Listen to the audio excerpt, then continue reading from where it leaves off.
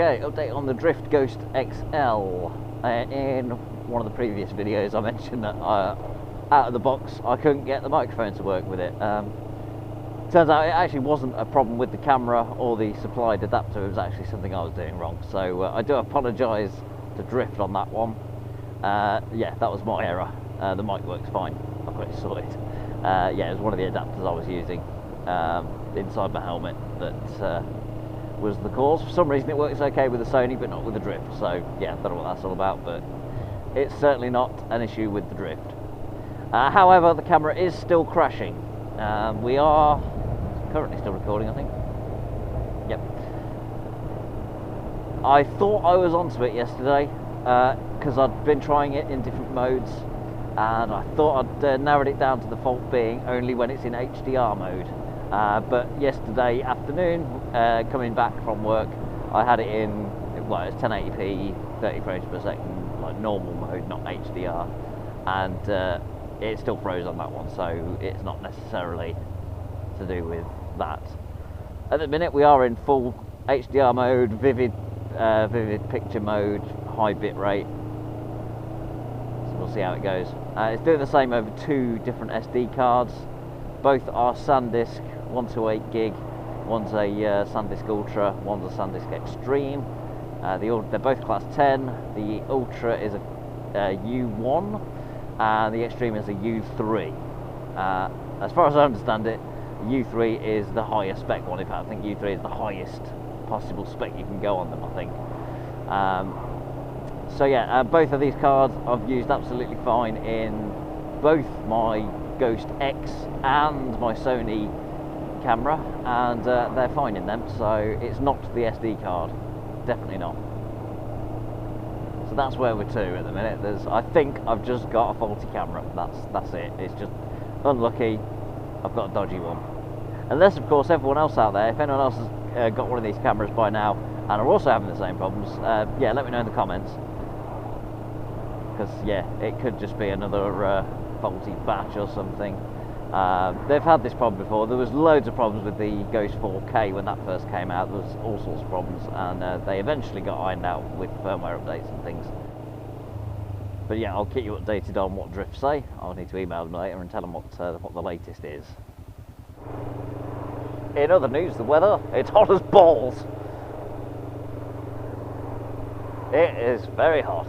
Last night it was 27 degrees at like 1 o'clock in the morning.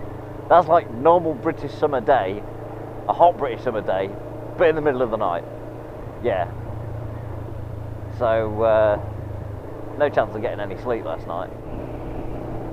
As for the GPZ seems to be doing okay so far. I've not had any other problems, apart from last week I'm coming home on Friday and it was absolutely chucking it down with rain. Now this has happened before, well not this particular incident, but a similar sort of run-up of events. It's been wet, chucking it down. I've been coming home from work and then suddenly the bike gets loud. The first time round, what happened, well I think it was I lost a nut off the exhaust header bolts, so one of the headers come away slightly, so yeah, it was making quite a loud noise. Yeah, similar thing happened last week. In fact, it was on this road coming the other way, just up the road here. Coming down the hill, and suddenly it goes all loud and very weird, and I thought the same thing had happened again. So yeah, I turned into this junction up at the right, up on the right here, and yeah, pulled over, and obviously it just started to stall straight away. So I thought, oh, this is whatever the problems I've been having, this is the thing that's going to just kill it completely. Had a look around, couldn't see anything obvious. So I looked at the header area, thinking that yeah, one of the bolts had come out or something, or that all seemed fine. So I was a bit confused as to why it's suddenly loud. Like, have I got a hole somewhere else that I can't really see? No idea. So I thought I'll start it back up, see what happens, and yeah, it started back up okay, very reluctantly. Added a bit of choke and stuff, and it was running. So I thought, okay, there's obviously something, probably still relating to the carbs, that isn't happy. Pulled away, I thought, yeah, this is really sluggish. I think it's only running on one cylinder. But yeah, because it was absolutely chucking it down, it was horrible.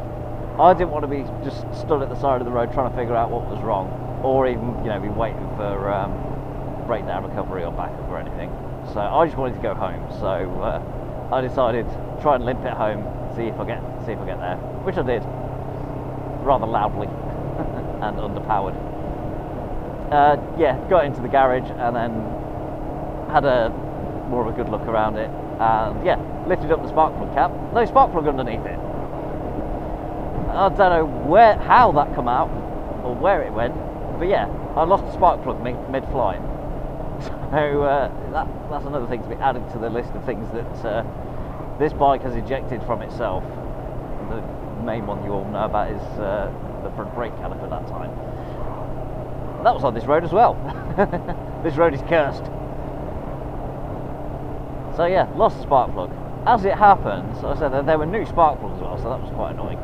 I actually bought them from Halfords, reluctantly, because I thought, if I go Halfords, they're going to be twice the price of what they'd be from like Wiimoto or anywhere else.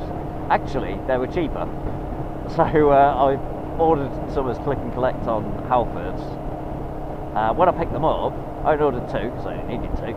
When I picked them up, it came as 4, and I said to the guy, I only ordered 2, and he checked things and said, no, that's what they are. So there you go. Only charged me for the 2, but I came out with 4. So luckily, I had some spares. So I put one of the other ones straight in, made sure they were definitely tightened up, and yeah, here we are. Because yeah, I was paranoid that when I was putting the spark plugs in originally, I was paranoid not to over tighten them, and I know they don't really need much torquing up, so yeah, maybe I just didn't quite do them up enough. I can only assume that's what it was, that yeah, I didn't quite have it tightened up enough, and it was just enough for one of them to vibrate loose. But yeah, I gave them a bit more of a turn when I put the replacement one in, so hopefully they should be alright. But yeah, I should probably keep an eye on that just in case. But I've done a fair few miles since that happened over the weekend and stuff, and yeah, it's been fine since then, so fingers crossed, it's all sorted. Anyway, that's what fun I've been having in the last few days. Stick around, because I'll try and get a video out before I go off to Italy next week. We shall see what that is. Anyway, thanks for watching, ride safe and all that, and I'll see you at the Motovlogger meetup, the Anglo-Saxon one, Bury St Edmunds on Sunday if you're going, if not, some other time. Bye bye.